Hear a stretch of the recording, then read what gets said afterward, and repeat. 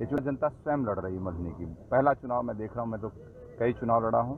2002 में भी इंडिपेंडेंट में चुनाव जीता था रारी को, तब भी लोगों का ये था कि मिथक रारी का कोई इंडिपेंडेंट जीत नहीं सकता है, लेकिन हम लोगों ने जीत को सिद्ध किया। इस बार मधुबनी को भी जीत के सिद्ध।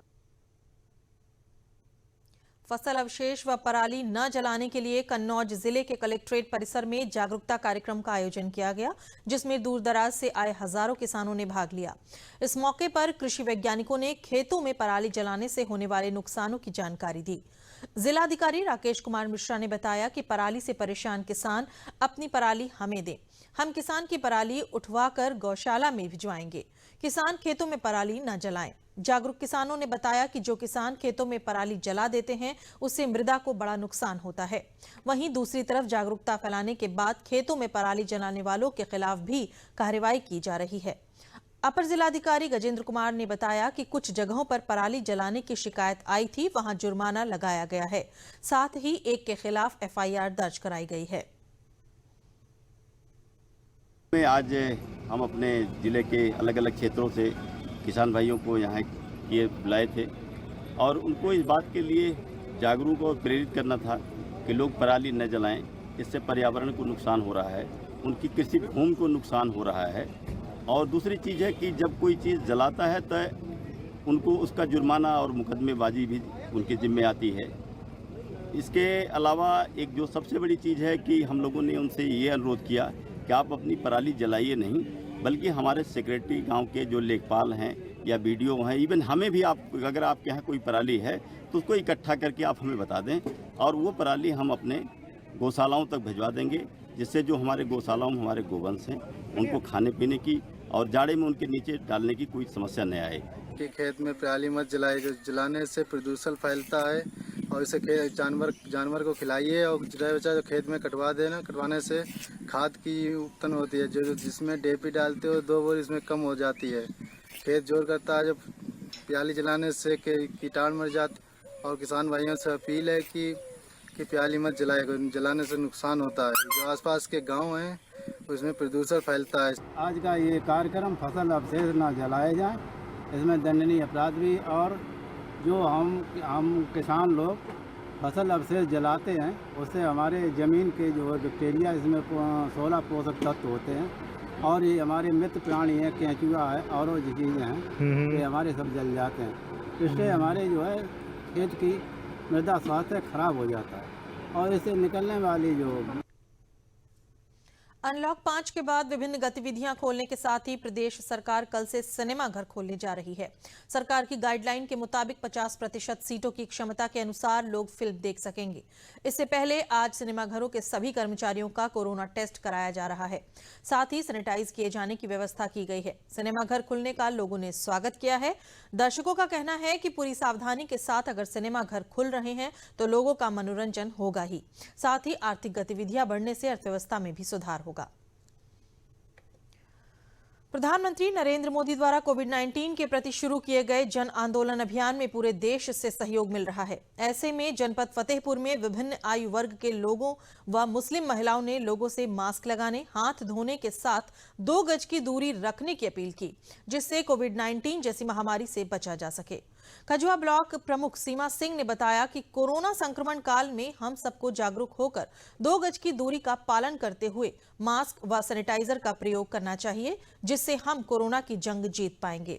वहीं नगर पालिका अध्यक्ष मुन्ना लाल सोनकर ने बताया कि लोगों को कोरोना से जागरूक करने के साथ साथ सैनिटाइजेशन का कार्य भी वृहद स्तर पर किया जा रहा है, जिससे कोरोना को फैलने से रोका जा सके। माननीय प्रधानमंत्री जी की मंशा है कि सभी लोग सुरक्षित रहें, कोरोना काल में इस जंग से लड़ने के लिए अपने आप को सुरक्षित करें। तो इस जंग में हम भी उस जंग के हिस्सेदार बनने के लिए अभिभावकों के पास जाते हैं और उन बच्चों को जागरूक करते हैं कि कैसे उन्हें हैंड वॉश करना है, अपने हाथों को रगड़कर बार बार धोते रहें, सामाजिक दूरी बनाए रहें और साथ ही मास्क का प्रयोग करें। ये सब बच्चों और उनके अभिभावकों को समझाते हैं और साथ ही उन अभिभावकों से मेरी अपील है कि अपने आप को और अपने बच्चों को सुरक्षित रखने के लिए उन बच्चों में ये आदत बराबर विकसित करते रहें कि हाथों को बार बार धोएं, सामाजिक दूरी का अनुपालन करें बच्चे और अभिभावक भी, और साथ ही मास्क का प्रयोग जो मंशा है कि इस कोरोना की जंग अभी बाकी है, सभी लोग जागरूक हों और सभी लोग सोशल डिस्टेंसिंग का ख्याल रखें, मास्क लगाएं, मास्क का इस्तेमाल करें। उसी के तहत हम गांव जा जाके पंपलेट के माध्यम से जागरूकता अभियान चला रहे हैं। हमारी टीम, विद्यालय टीम साथ दे रही है। कोरोना से जंग जीतने के लिए हमको मास्क का उपयोग करना पड़ेगा।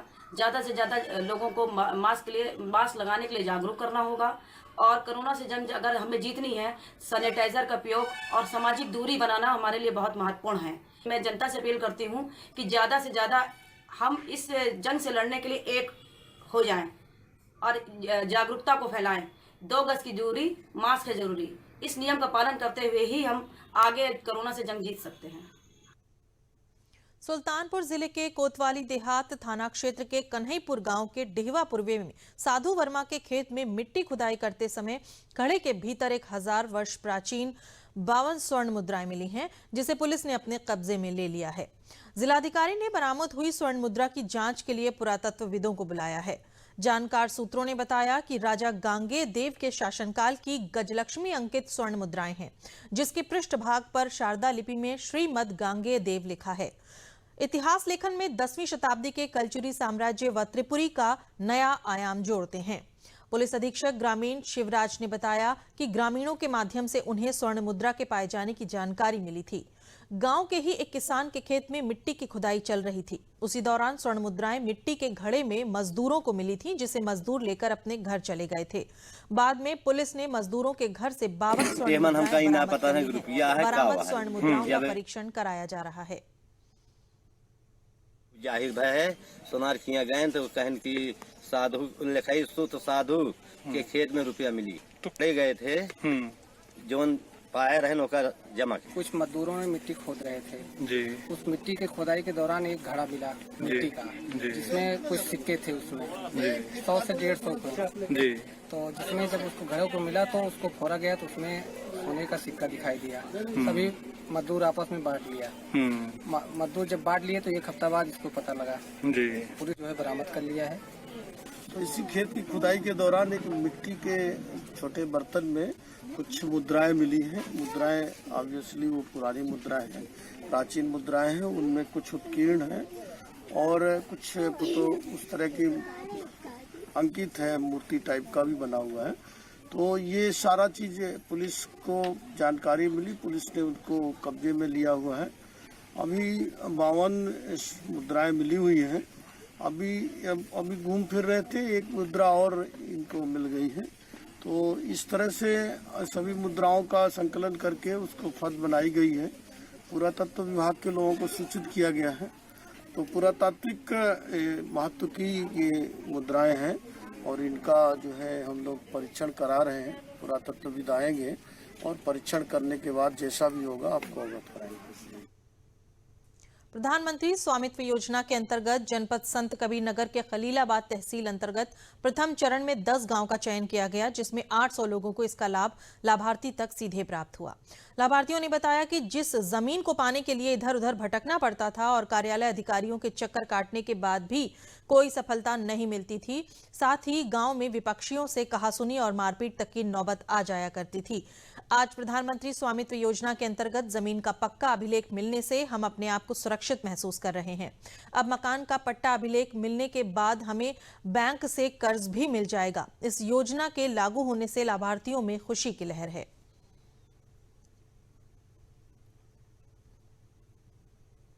हम इस जमीन पे 50 साल से काबिज हैं और ये जो है कि प्रधानमंत्री के द्वारा स्वामित्व योजना यानी पायलट प्रोजेक्ट के अंतर्गत जो भी मतलब ये काबिज वाला बात है वो दिया जा रहा है। कागज़ हमें मिला है और इससे जो है कि हमें बड़ा फ़ायदा है।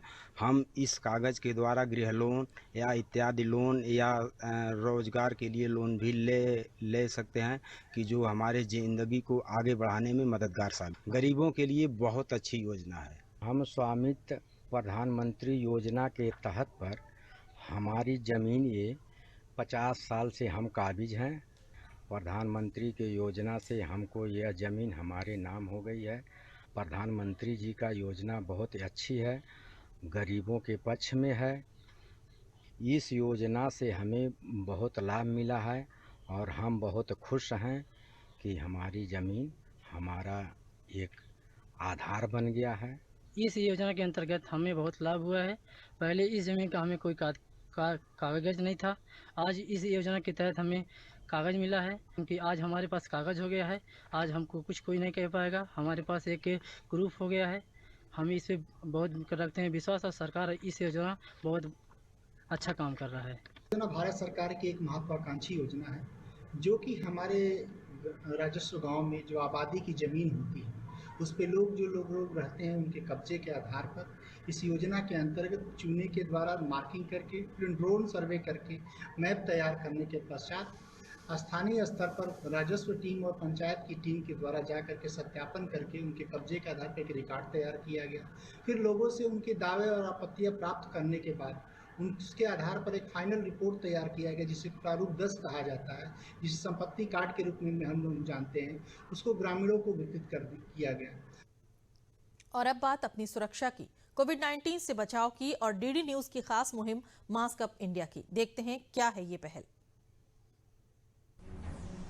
वैश्विक महामारी कोविड-19, जिसका कहर संपूर्ण मानव जाति को अपनी आगोश में ले चुका है। टीका या दवाई उपलब्ध होने तक महामारी के खिलाफ मानवता की जंग जारी है। ऐसे में सबसे जरूरी है सावधानी और बचाव। फेस मास्क कोरोना से रोकथाम का सबसे प्रभावी उपाय साबित हुआ है।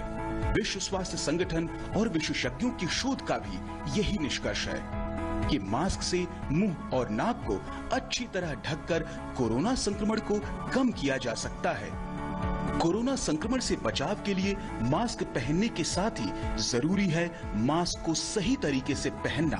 बहुत से लोग मास्क से नाक और मुंह को सही तरीके से नहीं ढकते हैं, जिससे संक्रमण का खतरा बना रहता है। बिना मास्क या फेस कवर के घर से बाहर निकलने की अभी कल्पना करना भी सही नहीं है।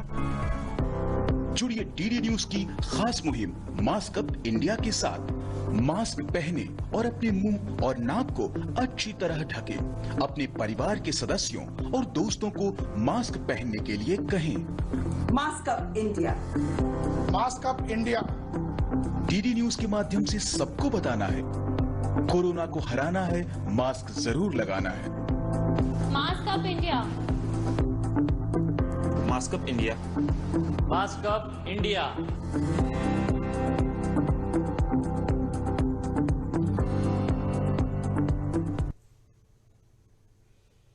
इसी के साथ समाचार समाप्त हुए। नमस्कार।